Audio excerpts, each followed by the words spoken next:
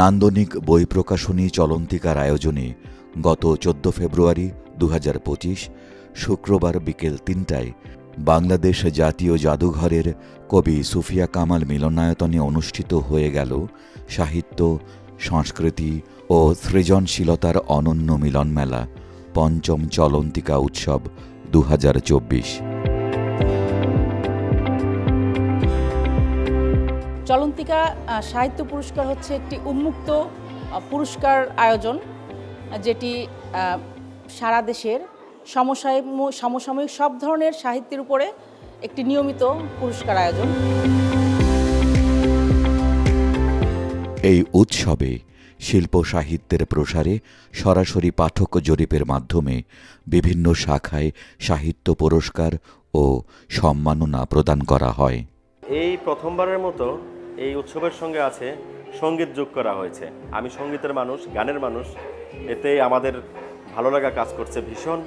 এই অনুষ্ঠানটি প্রত্যেক বছর অনুষ্ঠিত হয় এবং তারা গুণীজনদের সংবর্ধনা দিয়ে থাকেন এবং প্রতিবারের মতো এবারও তারা সংবর্ধনা দিচ্ছেন এবং যেই সংবর্ধনার মধ্যে অন্তর্ভুক্ত আছে এমনকি আমাদের জুলাই বিপ্লবের আর্টিস্টরাও। অনুষ্ঠানে প্রধান অতিথি হিসেবে উপস্থিত ছিলেন বাংলাদেশ জাতীয়তাবাদী দলের সিনিয়র যুগ্ম মহাসচিব জনাব advocate Ruhul Kabir Rizvi. If you cut the flower, you cannot stop the spring to come. তুমি ফুল কেটে ফেলতে পারো, কিন্তু তুমি বসন্তের আশাকে তুমি থামাতে পারবে না। বিশেষ অতিথি হিসেবে ছিলেন সাবেক জাতীয় ফুটবল দলের অধিনায়ক, বিএনপির ক্রীড়া বিষয়ক সম্পাদক জনাব মোহাম্মদ আমিনুল হক, কিংবদন্তি সঙ্গীতশিল্পী ফেরদৌস ওয়াহিদ, সঙ্গীতশিল্পী আলম আরা মিনু ও সঙ্গীতশিল্পী আসিফ আলতাফ। চলন্তিকা সাহিত্য পুরস্কার 2024 পুরস্কৃত করা হবে।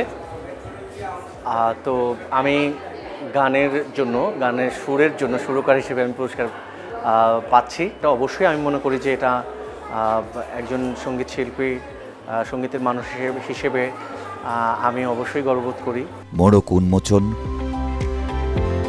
গুণীজনদের সম্মাননা, স্মৃতিচারণ, সাহিত্য আলোচনা, মনোজ্ঞ সাংস্কৃতিক পরিবেশনা সহ লেখক, পাঠক ও শিল্পীদের উপস্থিতিতে মুখরিত ছিল এই আনন্দ সম্মেলন।